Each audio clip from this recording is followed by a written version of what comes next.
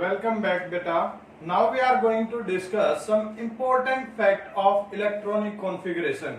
यानी कि arrangement of electrons के बारे में जब हम लिखेंगे कि किस सेल में किस एनर्जी लेवल में कितने इलेक्ट्रॉन आएंगे, तो उसको लिखते टाइम कुछ पॉइंट को हमने ध्यान रखना पड़ेगा। और वो पॉइंट क्या है? नॉर्मली जो लोअर एटॉमिक नंबर वाले जो एलिमेंट हैं वो मैं लास्ट वीडियो में डिस्कस कर चुका हूं। नाउ हम जो हायर एटॉमिक नंबर वाले जो एलिमेंट है उनकी इलेक्ट्रॉनिक कॉन्फ़िगरेशन लिखेंगे, तो वहां पर कुछ बातें हमने ध्यान में रखनी पड़ेगी। अदरवाइज जो इलेक्ट्रॉनिक कॉन्फ़िगरेशन है वो क्या हो जाएगी, हमारी गलत हो जाएगी। तो आइए स्टार्ट करते हैं। वो कौन से पॉइंट है? फर्स्ट पॉइंट है कि maximum number of electrons, maximum number of electrons, maximum number of electrons. आप ऐसे नहीं लिखोगे बच्चे, तो क्या लिखोगे? मैक्सिमम आपने पूरा लिखना है कि maximum number of electrons occupied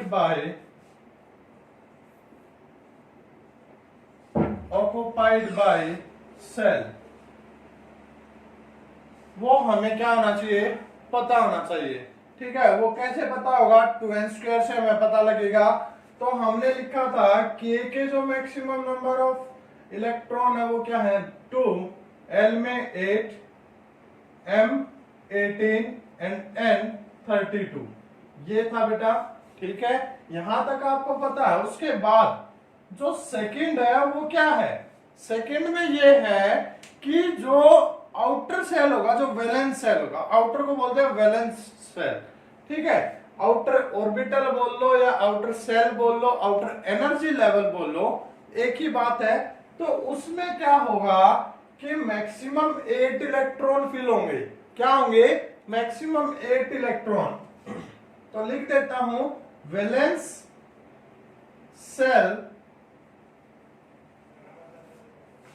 will occupy maximum 8 electrons to gain inert gas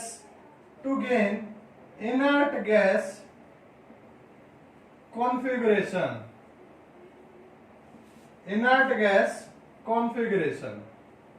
तो क्या मीनिंग है इसका?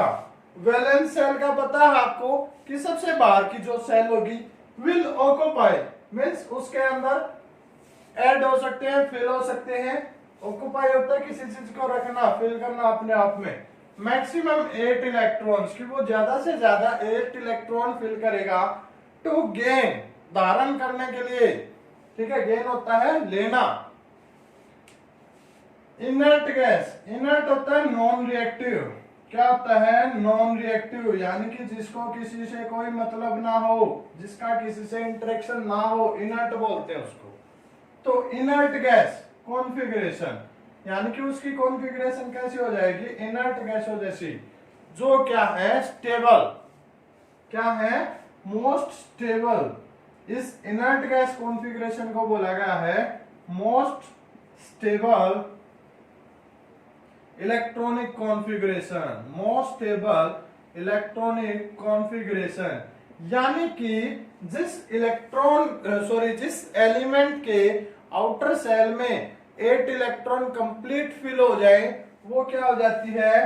इनर्ट गैस की तरह बिहेव करने लग जाती है। यानी कि वो नॉन रिएक्टिव हो जाएगा, यानी कि रिएक्ट नहीं करेगा दूसरों के साथ। और ना रिएक्ट करने का मतलब है कि वो क्या है?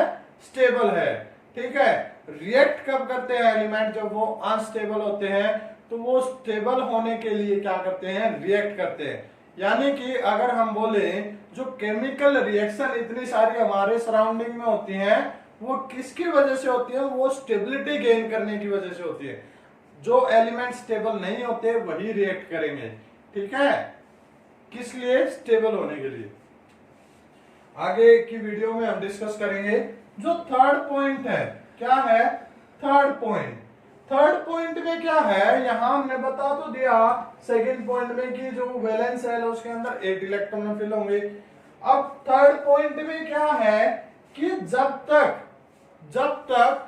इनर जो सेल है, इनर एनर्जी लेवल है वो कंप्लीट फिल ना हो जाए तब तक हम आउटर में नहीं जा सकते।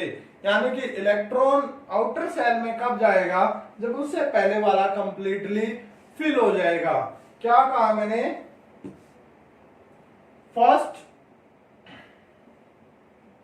Firstly inner shell inner energy level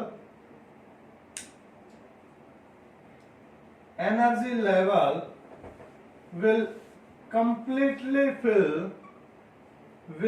completely fill, then only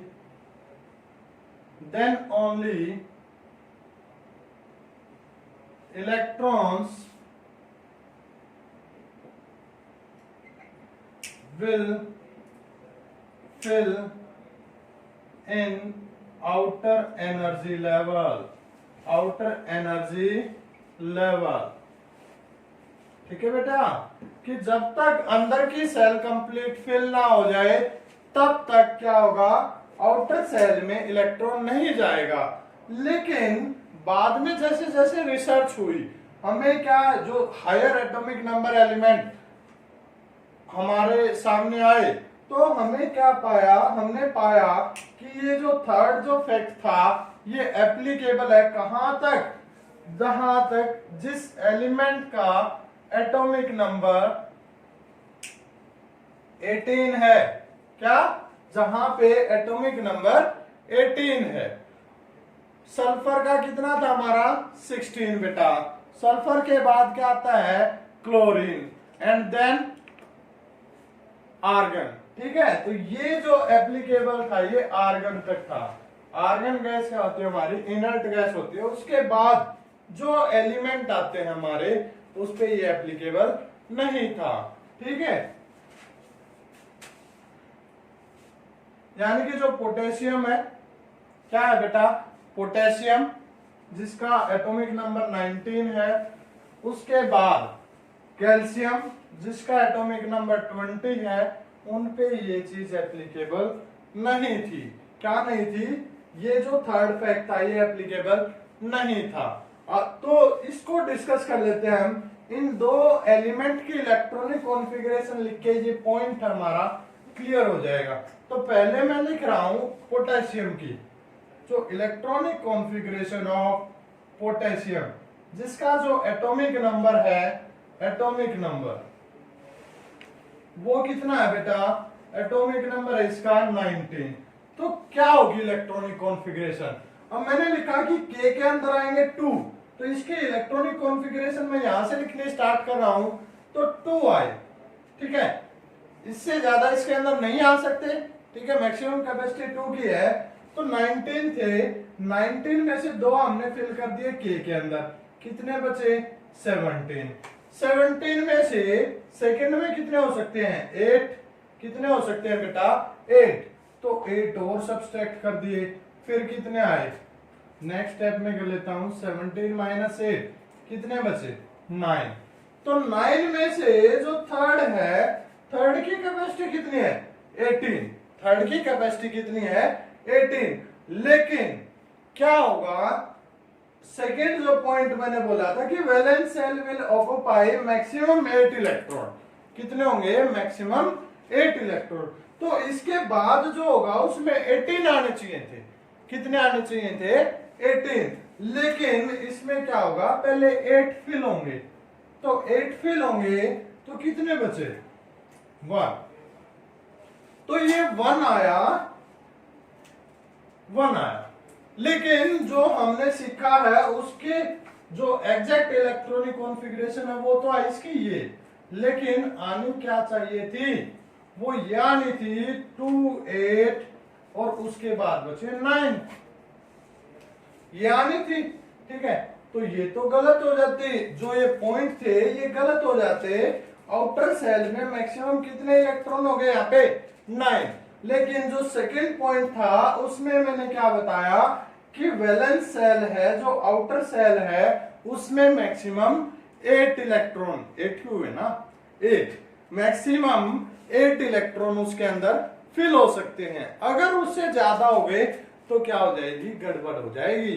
गड़बड़ क्यों होगी, क्योंकि जो फैक्टर, जो पॉइंट बनाए थे, जो साइंटिस्ट की ऑब्जर्वेशन थी, वो गलत हो जाएगी। और साइंटिस्ट की ऑब्जर्वेशन यहां पर गलत नहीं हो सकती, ठीक है, क्योंकि ये बार बार उन्होंने रिपीट करके जो ऑब्जर्वेशन कलेक्ट की वो है बेटा, हो सकती हैं लेकिन यहां नहीं हो सकती, ठीक है। तो इसीलिए इसको 9 ना करके क्या किया, पहले यहाँ पे 8 फिल हुए और फिर 1 फिल हुआ, ठीक है। तो जो थर्ड पॉइंट था, थर्ड पॉइंट में हमने क्या बोला था कि firstly inner energy level will completely fill. पहले जो इनर, जो लोअर एनर्जी लेवल है वो फिल होगा। वो फिल होता कब, जब यहाँ पे 9 आता, क्योंकि 18 आ सकते हैं, तो 18 यहाँ पे पूरे होते तब नेक्स्ट में जाता। तो ये सिर्फ जो एप्लीकेबल था वो एटॉमिक नंबर 18 यानी कि आर्गन, आर्गन तक एप्लीकेबल है ये रूल। इसके बाद क्या हो जाता है, ये ऐसे इलेक्ट्रॉनिक कॉन्फ़िगरेशन लिखेंगे। तो इसे next electronic configuration of calcium की जब बात करते हैं, जिसका एटॉमिक नंबर क्या है बेटा, 20। तो 20 के जब लिखेंगे तो क्या आएगी, फर्स्ट में 2, देन 8, देन 8, कितने हो गए, 8 और 2 10 और 8 18, कितने बचे 2, तो ये आया 2।